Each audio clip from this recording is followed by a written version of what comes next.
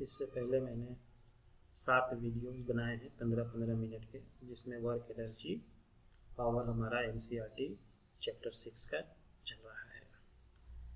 इसमें हम डिस्कस करेंगे कि फोर्स जो है कंजर्वेटिव है, इसका क्या पहचान है कि कोई भी फोर्स कंजर्वेटिव कैसे हो। कंजर्वेटिव फोर्स, उसके कंजर्वेटिव होने का पहला कंडीशन है कि force Fx is conservative if it can be derived from a scalar quantity Vx.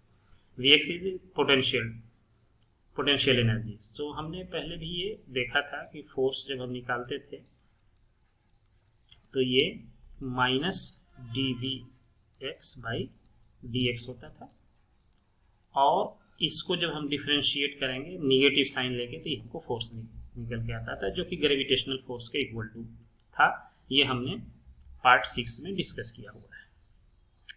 दूसरा है कि the work done by conservative force depend on and points, यानी कि जो वर्क डन होगा कंजर्वेटिव फोर्स के थ्रू, जैसे कि ये हम मान लीजिए कि एक ऑब्जेक्ट यहाँ पे xi है, ये इस पोजीशन पे रखा है, अब यहाँ से होकर के ये फाइनल यहाँ पे पहुँचा, तो वर्क डन जो है ये डिपेंड करेगा xi और xf, यानी इनिशियल और फाइनल पॉइंट पे वर्क डन डिपेंड करता है। इसके ये इस पाथ पे डिपेंड नहीं करेगा, यानी कि ये xi से इस xf तक पहुंचने के लिए ये इस तरह से भी जा सकता था, तो इसके पाथ से इसको कोई मतलब नहीं। ये ऐसे हो करके ये ऐसे भी अगर आए तो भी वर्क डन क्या होगा, सेम ही होगा, क्योंकि ये पाथ ये चूज किया, दूसरा पाथ ये है, ऐसे है, तीसरा है स्ट्रेट पाथ ये भी जा सकता है, ये ऐसे घूम के भी आ सकते हैं।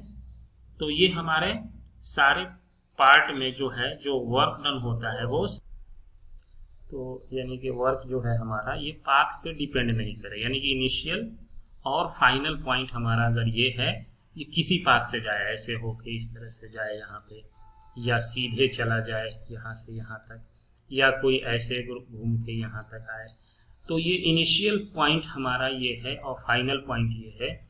तो वर्क जो है वो सिर्फ इनिशियल और फाइनल पॉइंट पे डिपेंड करे, पाथ पे नहीं डिपेंड करे, तो वो फोर्स हमारा कंजर्वेटिव कहलाएगा।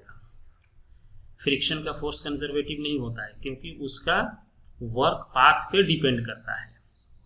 थर्ड डेफिनेशन है कि ये थर्ड डेफिनेशन स्टेट्स दैट ये work done by this force in a closed path is zero, यानी वर्क डन जो हमारा क्लोज्ड पाथ में होगा, यानी स्टार्टिंग यहाँ से कि ये घूम फिर के कहीं से फिर यहीं पे आ गए, तो स्टार्टिंग इनिशियल पोजीशन भी हमारा यही है, फाइनल पोजीशन भी यही है, तो जो वर्क डन हमारा हो जाएगा, जो इंटीग्रेशन है xi xf का, ये fx dx, अगर ये xi और xf दोनों सेम हो जाएगा तो इस केस में हमारा वर्क डन क्या हो जाएगा, 0 हो जाएगा if xi equal to xf है, यानी इसमें कोई डिस्प्लेसमेंट ही नहीं हुआ, ऐसे भी सोच सकते हैं, कोई डिस्प्लेसमेंट नहीं हुआ तो वर्क डन हमारा क्या हो जाएगा, 0 हो जाएगा। Last definition, the total mechanical energy of a system is conserved if forces doing work on it are conservative. ये हमने डेराइव भी किया था कि ये हमने ये लिखा था कि कंजर्व क्या होगा, यानी कि change in kinetic energy plus change in potential energy equal to 0 था, या चेंज इससे बाहर निकाल लेंगे तो kinetic energy plus potential energy equal to 0 हो गया, या काइनेटिक प्लस पोटेंशियल एनर्जी का सम क्या हो जाएगा, ये कांस्टेंट हो जाएगा। ये जो है कंजर्वेशन ऑफ मैकेनिकल एनर्जी यही है। इससे ये हमारा बहुत इंपॉर्टेंट रिलेशन है कि काइनेटिक एनर्जी और पोटेंशियल एनर्जी का सम हमेशा कांस्टेंट होगा, यानी किसी भी पॉइंट पे अगर हम काइनेटिक एनर्जी पोटेंशियल एनर्जी की बात करें, कोई ऑब्जेक्ट मान लीजिए कि ये यहाँ पे है, ए पे है, यही ऑब्जेक्ट मान लीजिए जब बी पे आ जाता है, यही ऑब्जेक्ट मान लीजिए सी पे आ जाता है, तो यहाँ पे भी kinetic energy at A plus potential energy at A जो होगा वो सेम होगा kinetic energy at B plus potential energy को बी से लिखते हैं, पोटेंशियल एनर्जी एट बी वो सेम होगा यहाँ पे kinetic energy at C plus potential energy at C. यानी कि ये तीनों जगह सेम होगा, सम जो है इसका इक्वल होगा, कांस्टेंट होगा। हो सकता है कि इसमें काइनेटिक एनर्जी कहीं पे ज्यादा होगा तो पोटेंशियल एनर्जी कम हो जाएगा, कहीं पे पोटेंशियल एनर्जी कम होगा तो काइनेटिक एनर्जी ज्यादा हो जाएगा, लेकिन इनका सम क्या होगा, ये हर हाल में सेम होगा। कब? अगर फोर्स इस पे कंजर्वेटिव लग रहा है तो। नॉन कंजर्वेटिव फोर्स के लिए ये नहीं है। कंजर्वेटिव फोर्स होने के लिए ये 3 डेफिनेशंस लिखे हुए हैं, ये आपको लर्न करना चाहिए 11 स्टूडेंट के लिए, ताकि आपका बेस जो है ये बन जाए। इसीलिए हम डेफिनेशन भी इसमें लिखते चले जा रहे हैं। अब हम एक न्यूमेरिकल देखेंगे इसी एनर्जी का, ये 3 पॉइंट पे देखेंगे कि कैसे हम इसको अप्लाई करते हैं और कैसे इसको सॉल्व करते हैं। ये एक प्रॉब्लम है मैकेनिकल एनर्जी से रिलेटेड। इसमें कहता है कि एक बॉब है, यही आपका बॉब है यहाँ पे, इसका मास जो है m है, ये l लेंथ यहाँ से इसको सस्पेंड किया हुआ है, लटकाया हुआ है। अब इसमें क्या कह रहा है कि इससे लटकाया हुआ है, ये बॉडी जब a पे है तो इसका पोजीशन, इसका जो वेलोसिटी है ये v0 है, फिर ये b पे आता है और ये रस्सी जो है ये स्ट्रिंग यहाँ से यहाँ तक जिसका लेंथ l है ये b पे आता है। जब ये c पे पहुँचता है तो स्लैकन हो जाता है। स्लैकन होने के क्या मतलब है कि इस स्ट्रिंग का जो टेंशन है उसका वो 0 हो जाता है C पॉइंट पे। तो हमको इस क्वेश्चन में ये कह रहा है कि obtain an expression for V0 का वैल्यू निकालिए, स्पीड एट पॉइंट B और C पे निकालिए, B और C पे कितना स्पीड होगा ये बताइए इस बॉब का, जब ऐसे हम इसको ले जाएंगे तो। Comment on the nature of trajectory of Bob after it reaches the point C।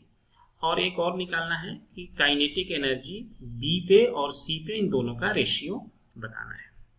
तो चलिए स्टार्ट करते हैं कि इसको कैसे सॉल्व करते हैं मैकेनिकल एनर्जी। अब देखिए A पॉइंट पे, B पॉइंट पे और C पॉइंट पे जो मैकेनिकल टोटल एनर्जी जो होगा एट A, यानी kinetic energy at A plus potential energy at A must be equal to kinetic energy at B plus potential energy at B, and ये भी जरूर इक्वल होगा kinetic energy at C plus potential energy at C।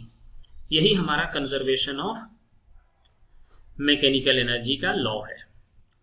अब जब A point पे है तो हमें इसका वेलोसिटी निकालना है, तो पोटेंशियल एनर्जी के लिए एक रेफरेंस लेना बहुत जरूरी होता है। Let potential energy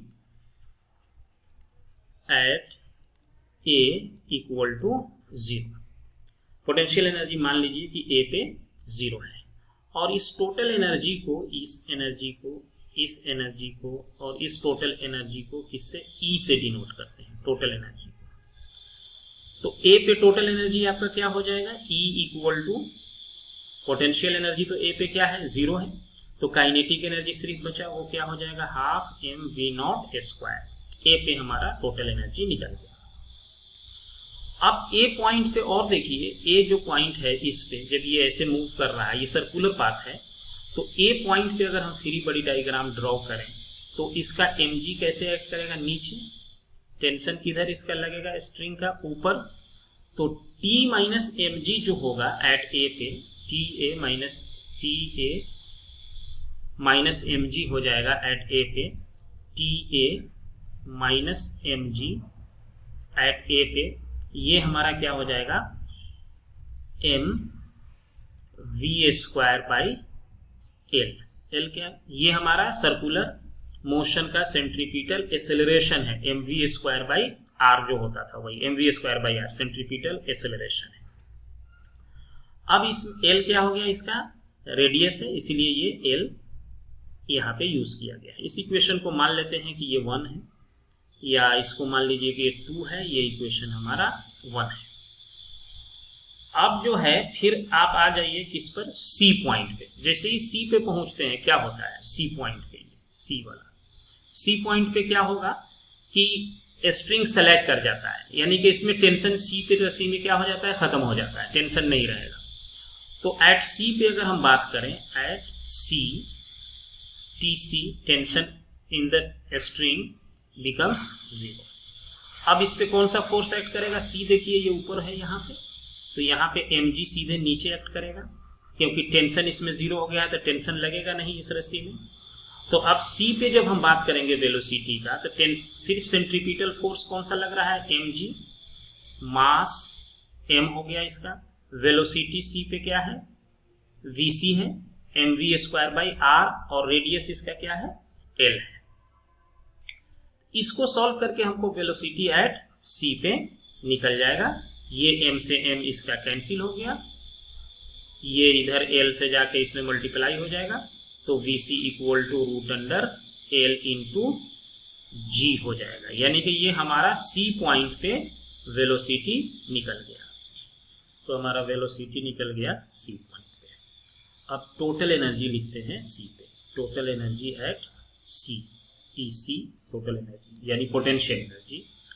kinetic energy हो जाएगा half mv/c² plus potential energy कितना होगा, जब ये यहाँ से यहाँ तक चला तो ये टोटल लेंथ कितना ट्रेवल करेगा, ये लेंथ हो जाएगा 2l इनिशियल और फाइनल पॉइंट का, और फोर्स कितना लग रहा है mg, और लेंथ तो टोटल है 2l, तो ये हमारा पोटेंशियल एनर्जी हो गया और ये काइनेटिक एनर्जी हो गया। अब ये हमारा m हो गया और vc अभी निकाल चुके हैं ये l इंटू जी, तो इसका स्क्वायर करेंगे तो l इंटू जी आ जाएगा, और ये हमारा हो गया 2mgl। इसको जब आप सॉल्व करेंगे तो ये 5/2 mg इंटू l आ गया, यानी कि एनर्जी एट C हमको निकल गया। ये टोटल एनर्जी एट C पे आ गया। अब ये टोटल एनर्जी एट C पे है, ये टोटल एनर्जी A के इक्वल भी होगा, क्योंकि टोटल एनर्जी हमारा क्या होगा, सिस्टम का कंजर्व होता है। तो this energy must be equal to total energy at A और एट B, किसी भी जगह पे सेम होगा। और A पे टोटल एनर्जी आपका कितना है, हाफ mv0², क्योंकि यहाँ पोटेंशियल एनर्जी 0 है, इसको हमने रेफरेंस माना हुआ है। और ये आपका C वाला जो एनर्जी है ये है 5/2 mg इंटू l हो गया। तो इसको हम सॉल्व करेंगे, तो इसको सॉल्व करेंगे तो m कट गया, उसके बाद इससे हमारा जो 2 भी कट गया, तो यहाँ हमारा A पे क्या हो जाएगा, v0 जो है उसका वैल्यू निकल जाएगा। तो यानी कि v0 इक्वल टू हमारा हो जाएगा √5gl हो गया। ये हमारा A का भी वेलोसिटी निकल गया, A पॉइंट पे C पे निकल चुका है वेलोसिटी, ये हमारा C का वेलोसिटी है। अब मुझे किस पे निकालना है, B पे निकालना है यही वेलोसिटी। सेम चीज अब हमें सॉल्व करना है B के लिए। तो B के लिए देखते हैं, तो हमको वेलोसिटी A पे C पे निकल गया है, अब B पे निकालते हैं। तो टोटल एनर्जी B पे क्या लिखेंगे, EB equal to half mv/b² plus potential energy कितना हो जाएगा, mg इंटू l, क्योंकि ये जब B पे आएगा यहाँ से यहाँ तक जब आएगा तो डिस्टेंस, ये जो वर्टिकल डिस्टेंस है कितना ट्रेवल करेगा, l ही करेगा, इसलिए ये हमारा mgl हो जाएगा। अब EB का एनर्जी या EC का एनर्जी या EA का एनर्जी सब सेम ही है, तो ये इक्वल टू होगा हमारा EC के, और EC का वैल्यू कितना है 5/2 mg इंटू l है, और ये हमारा हो गया हाफ mv/b² प्लस mgl हो गया।